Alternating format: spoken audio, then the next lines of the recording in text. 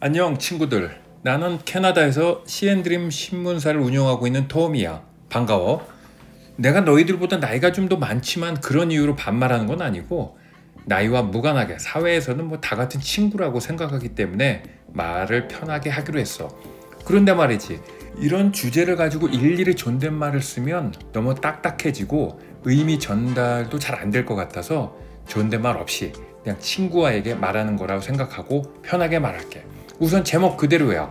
앞으로 너희들의 엄마 아빠 말 듣지 마. 왜냐고? 그분들은 말이지 이미 자본주의 물질 문명에 너무 깊이 물들어서 순수함이 많이 무디어졌어. 게다가 대부분은 삶의 가치를 돈과 명예 뭐 이런 것에만 두고 살고 있어서 삶이 좀 병들어 있지. 삶의 불순물이 많이 끼어 있고 탁해진 거지. 물론 뭐 다 그렇다는 건 아니고, 내가 볼 때 기성세대의 최소 절반 이상은 그렇게 됐다고 봐. 기성세대들의 그 오염되고 병든 세태에 대해서는 최근에 발표된 조정래님의 황금종이라는 소설에 잘 나와 있으니 꼭 시간 내서 읽어보길 바래. 물론 기성세대들 중에 이런 변명을 할 수도 있겠지. 이건 그냥 소설일 뿐이야. 세상에 뭐 그런 일은 흔하지 않다고. 물론 흔하지 않은 건 맞는 말이야. 아무 가정에서나 부모님이 수백억의 재산을 물려주는 건 아닐 테니까. 뭐 누구에게나 갑자기 큰 돈이 굴러오는 그런 횡재가 생기는 건 아닐 테니까 말이지. 그런데 뭐 그런 상황에 놓여있지 않았다고 해서 그런 욕심, 탐욕에서 정말 자유로울 수 있을까? 절대 아니지. 내 부모가 거액의 재산을 남겨주고 떠났을 때 나만큼은 형제들과의 재산 싸움에서 자유로울 수 있을까? 가슴에 손을 얹고 깊이 생각해 볼 문제지. 뭐 60, 70대 그 시니어들을 위해 조언해주는 유튜브 영상을 보면 말이지, 절대 재산을 먼저 자식들에게 나누어주지 말라 뭐 이렇게들 말들 하더라고. 자식들은 부모 돈만 바라보고 있고 그게 떨어지면 부모를 거들떠도 안 본다는 내용이야.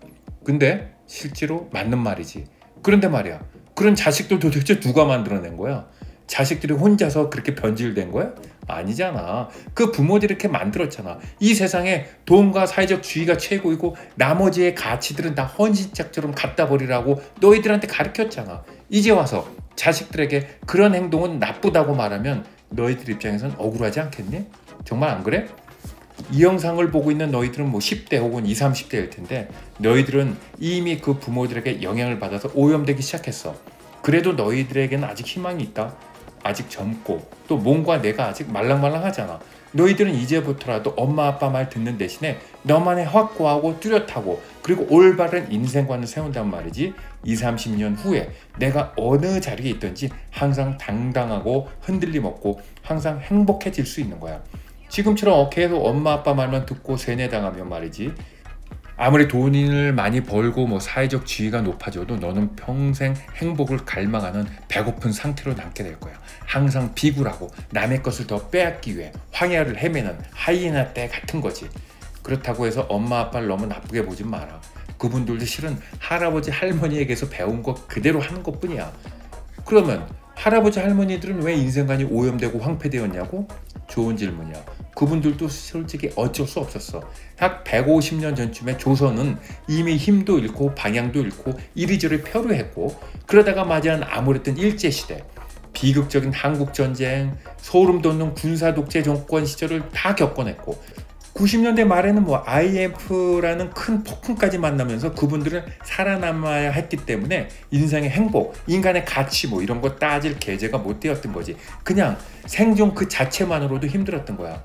뭐 여하튼 이런 상황 속에서 황폐되고 오염되고 찌들어버린 너희 부모님들은 자신들의 잘못된 가치관을 여전히 너희들한테 주입시키려고 하는데, 너희들은 그래도 할아버지 때보다 상황이 좀 낫잖아. 뭐 지금 전쟁이 있는 것도 아니고 너희들이 어디 노예로 잡혀와 살고 있지도 않고 뭐 서슬이 퍼런 군사독재 시절에 사는 것도 아니잖아. 뭐 먹을 게 없어 매일 밤 배를 움켜잡고 굶주림과 추위에 벌벌 떠는 것도 아니고 말이지. 그러니까 너희들은 이제부터라도 바른 인생관을 세우고 너희의 행복을 제대로 찾아 가질 수 있는 좋은 환경이라는 걸 말해주고 싶은 거야. 이렇게 해서 바른 인생관이 세워지면 말이지, 정말 좋은 일들이 많아진다. 우선 마음이 고요하고 평화로워, 게다가 어느 자리에 서도 당당해진다고. 그렇지 않으면 나보다 돈이 많고 사회적 지위가 높은 사람한테 비굴해질 수밖에 없는 거지. 뭐 외모 주상주의에 깔려 있다 보니 나보다 인물이 나은 사람한테도 주눅도 들고, 뭐 그러다 보면 나보다 소득이나 지위가 낮은 사람들을 깔보고 그런 사람들 앞에서 나를 자랑하고 싶어 또 안달이 나는 거고, 돈, 명예 아무리 많아도 이건 절대 인간의 기대와 바램만큼 채워질 수 없는 것들이야. 이런 말 있잖아. 남과 경쟁하지 말라고. 이건 소모적인 게임일 뿐이니까. 경쟁은 과거의 나 자신과 하라고. 그런 명언이 있기도 하잖아. 확고하고 바른 인생관이 세워져 있지 않으면 매번 우왕좌왕하고 열등감, 패배감에 젖어 있고 조금만 거에도 우쭐하고 자만하고 교만해지게 되는 거야. 뭐 예를 들면 건강에 대한 올바른 지식이 없으니까 매번 몸에 이게 좋다 그러면 또 절로 몰렸다가, 저게 좋다 그러면 또 저쪽으로 몰리고, 이런 상술에 놀아나서 송사리 떼처럼 우왕좌왕 몰려다니게 되는 것과 다를 바가 없지. 돈만 보고 달리면 어떻게 되는지 한 가지 얘기해 줄게. 한국의 문화평론가 강헌 씨가 있어. 그분의 강연 중에 있던 내용인데, 어느 30대 여성이 강헌 씨에게 부자가 되고 싶은데 어떻게 하면 될까요? 라고 물었고, 강헌 씨가 되물었어. 얼마나 벌고 싶어요? 그랬더니 여자가 말하기를 웃으면서 글쎄요, 돈이란 건 그냥 뭐 많으면 많을수록 좋은 게 아닐까요? 그래서 강헌 씨가 자기가 만났던 중년 남자 얘기를 해주었어. 내용인즉 강헌 씨는 명리학의 조예가 깊어 유명한 정치인, 정계 쪽 사람들에게 명리학 사주를 많이 보아주었는데 50대 중년 남자도 그 중 한 명이었대. 강남에 큰 빌딩 2개나 가지고 있는 수천억대 부자인데 이혼하고 혼자 살고 있고 딸은 미국에서 유학 중이라고. 그 남자를 만나러 약속 장소에 나갔더니 굉장히 놀랐대. 왜냐면 청계천에서 뭐 리어커 끄는 사람인 줄 알았다고. 행색이 너무 초라해서. 그 사람이 사는 강남 타워 팰리스에 갔더니 그 넓은 거실에 브라운관이 뒤로 툭 튀어나온 그 프로젝션 TV라고 옛날에 있어서 그런 거 하나만 덜렁 있더래. 돈을 쓰는 게 겁나 친구도 없고 애인도 없고 취미도 없이 살고 있더래. 그나마 음악은 좋아한다면서 카세트 테이프 플레이어 하나 가지고 있더래. 음악을 좋아하니 오디오라도 하나 장만하자 해서 같이 오디오 전문점에 가서 몇백만 원짜리를 구입했는데 그 사람은 그 돈 쓰는 것마저도 크게 부담스러워했다고 하더라고. 아버지한테 그 재산을 다 물려받았는데 아버지가 항상 말하길, 그 친구들 다 소용없다. 항상 너에게 빌부터 돈이나 뜯으려고 하니까 여자 조심해. 내 돈 보고 접근하는 거야 라고들 하니까 누구도 사귈 수 없는 거고, 취미는 당연히 없지. 그런 거 즐기다 보면 순식간에 돈이 다 없어질 테니 걱정이 됐겠지. 이렇게 인생관이 바로 서지 못한 상태에서 많은 돈이 생기면 내 인생의 주인은 바로 그 재산이 되는 거고, 난 그 재산님을 지켜드리는 파수꾼, 노예로 전락되어 버린다는 게 이 이야기의 교훈이야. 갑자기 생긴 재물 때문에 인생을 망치는 사례 너무 많잖아. 이런 교훈을 주기 위해 영화, 소설로도 많이 있고, 뭐 아니면 재산이 충분한데도 나이가 들어서까지 타인에게 인색한 것은 물론 자기와 가족들에게도 인색해서 몸과 마음이 항상 가난한 사람들도 주변에 볼 수 있고, 1998년작 영화 심플 플랜이 있어. 친구들 셋이서 우연히 숲속에서 조난된 비행기를 발견했는데 거기에 수백만 불이 들어있는 돈가방을 발견한 거야. 이거를 경찰에 신고하지 않고 같이 나누어 갖기로 하면서 생기는 사건을 다루었는데 꽤 많은 생각을 하게 만들어준 영화야. 재미도 있고 꼭 보도록 해. 김남시의 추리소설 머니게임이라고 있어. 뭐 허구의 창작 소설이지만 나에게 이런 일이 생겼다면 어떻게 했을까라고 깊이 생각하게 만들어주는 좋은 소설이야. 뭐 간략하게 이야기해보자면, 어떤 사람으로부터 데이비 카드를 하나 얻었는데 그 잔고가 얼마 좀 있을 테니 다 쓰라고 해서 통장에서 일단 30만 원을 빼고 잔고를 보니까 970만 원이 남았네? 1000만 원이나 들어있었어. 그래서 한 270만 원을 더 빼서 양복과 구두도 사고 뭐 만남은 것도 먹고 그랬지. 다음날 은행에 가서 남은 돈 700만 원을 다 출금했거든? 근데 이상하게 잔고가 300만 원이 돼 있는 거야. 이 소설 속의 주인공은 정말 참 이상한 일도 다 있다라며 놀랬지. 그러고 나서 깨달은 게 그 통장엔 돈을 얼마 빼서 쓰든지 매일 1000만 원씩 채워진다는 거였어. 100만 원 쓰면 100만 원이 채워지고 1000만 원을 쓰면 1000만 원이 채워지는 정말 황금알을 낳는 거위 같은 거였지. 내 통장도 아니다 보니까 해당 은행에 가서 물어볼 수도 없고, 그래서 은행 다닌 친구에게 물어보았어. 뭐 내 이야기는 아니고 아는 지인이 이런 일을 겪었다고 이렇게 둘러대고 말이지. 은행에 다니는 친구 말하기를 그런 통장이 있을 수 있다는 거야. 다른 통장에서 자동으로 쓴 만큼 부족분을 매일 이렇게 이체된다는 거지. 그걸 언제까지라고 물어봤더니 그건 나도 모르지. 다른 통장에 돈이 얼마나 있는지 그거 다 쓸 때까지는 뭐 계속 채워지겠지. 아니면 뭐 다른 통장에 누군가 또 돈을 채워 넣어 주든지 뭐 하더라는 거야. 이 주인공이 하루에 1천만 원씩 생기니까 다니던 직장도 때려치고 사업을 한다 뭐 한다 하면서 지내게 되는데, 그러면서 생기는 사건들이 이 소설의 내용인데 정말 재밌어. 이 소설에서 배울 수 있는 건 돈이라는 게 많으면 많을수록 좋은 게 아니구나. 내게 어떤 마음가짐과 정신을 가지고 있어야 하는지를 알려주는 내용이었지. 이렇게 바른 인생관을 세우지 못하는 건 나침판 없이 망망대해에 항해를 나서는 것과 다를 바 없다는 거야. 이러다 보면 모든 인생의 중요한 시점에 그 기로에 서서 잘못된 결정을 하게 되지. 가족관계, 대인관계도 망치고 내 삶도 망치는 거지. 1,000만 원 가지고 있는 사람이 1억 원 있으면 부자가 될 거라고 생각하잖아. 그러고 나서 타인을 위해 또 쓰고 나 자신을 위해 쓰겠다고 이렇게 생각하면서 열심히 돈을 모으지. 근데 1억 원이 생겨봐. 금세 생각 바뀐다. 10억 원은 좀 돼야 하겠다 생각하지. 그럼 10억 원을 모았다고 치자고. 그렇게 끝날까? 절대 안 되지. 집이 3채 정도 있으면 정말 부자로 살면서 마음의 여유도 가지겠다고 생각하지만 30채가 되면 그 마음의 평화와 정말 그런 부자로 살 수 있을까? 아니지. 300채를 향해 또 달리게 되는 거야. 이처럼 바른 확고한 인생관이 없으면 수천억 원이 있어도 결국 그 재산과 돈의 노예가 될 뿐이라는 거야. 내가 아무리 부자라도 세상에 나보다 더 부자인 사람들이 있는 거고, 내 지위가 아무리 높아도 세상에 나보다 더 높은 사람들이 항상 있잖아. 바른 인생관을 세우기 위한 나만의 그 비법은 영상 마지막에 따로 소개할게. 우선 말이야, 내가 20살 이상인데도 아직 부모님 밑에 같이 살고 있거나 아니면 부모님에게 경제적으로 의존하고 있는 상태라면 빨리 거기서 나와야 돼.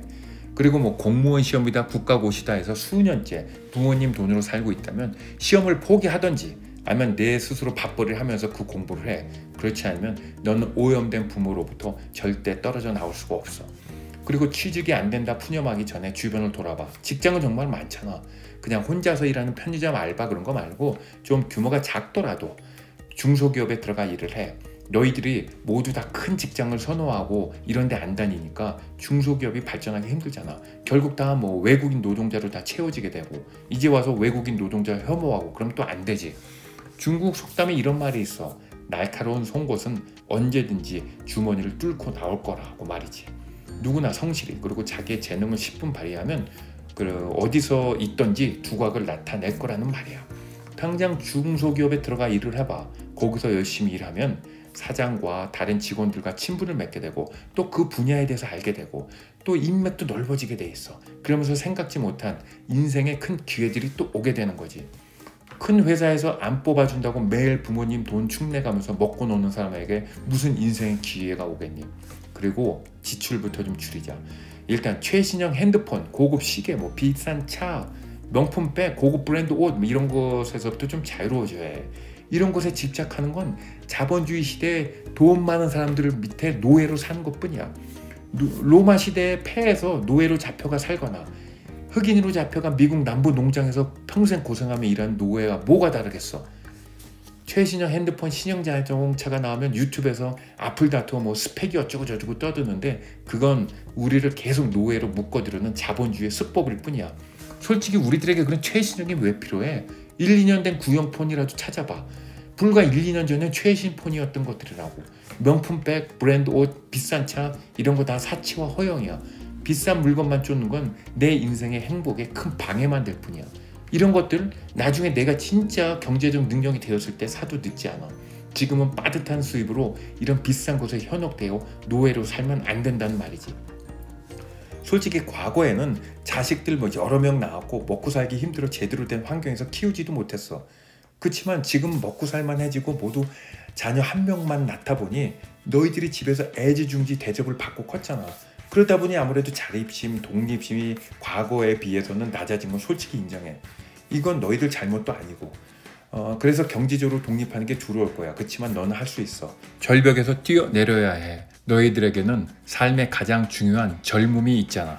이렇게 해서 일도 하고 평소에 지출도 아끼고 남는 돈으로 인문학책 사서 좀 읽어보고 문화예술 공연도 보고 국내 역사 기행도 좀 하고 또 기회가 되면 세계 여행도 떠나보는 거야. 관광이 아니라 세상을 배우고 견문을 넓히는 차원의 여행이지. 지금까지는 당장 현실을 타개해 나갈 수 있는 급한 방법만 정리해 보았어. 너에게 약간이라도 도움이 되길 바래. 끝으로 세상을 당당하고 자신있고 행복하게 살 수 있는 비결이 있어. 위에서 설명한 내용들은 단편적이고 임시 처방에 불과하고 근본적으로 너의 사고와 생각을 바꿔야 되는데 이 비결에 대해서는 내가 몇 달 전에 만든 영상이 있거든. 여기 끝에 붙여둘 테니 꼭 시간 내서 보길 바래. 끝으로 나는 한국을 떠나서 캐나다에 산 지 26년째 되고 있는데 그러다 보니 한국 물정이나 상황에 대해서 자세히 알 수가 없지. 그래서 내가 혹시 잘못 알고 있는 부분이 있다면 지적해 주기 바래. 아니면 다른 의견도 언제든 환영이야. 존댓말 붙이지 말고 반말로 써도 돼. 다만 욕설, 비방, 인신공격 이런 거는 그냥 무시할 테니 그리 알고. 너희 부모님이 아직까지도 순수함을 잃지 않고 건강하고 행복한 삶을 사는 분들도 분명히 있을 거야. 물론 이런 경우는 부모님의 의견에도 귀를 기울여야겠지만 인생은 내 것이잖아. 그냥 참고만 해두라고. 지금부터 경제적인 독립부터 꼭 하도록 하고 중소기업에서 일 시작해보고 부디 20, 30년 후에는 지금보다 더 나은 행복한 너가 되기를 바란다.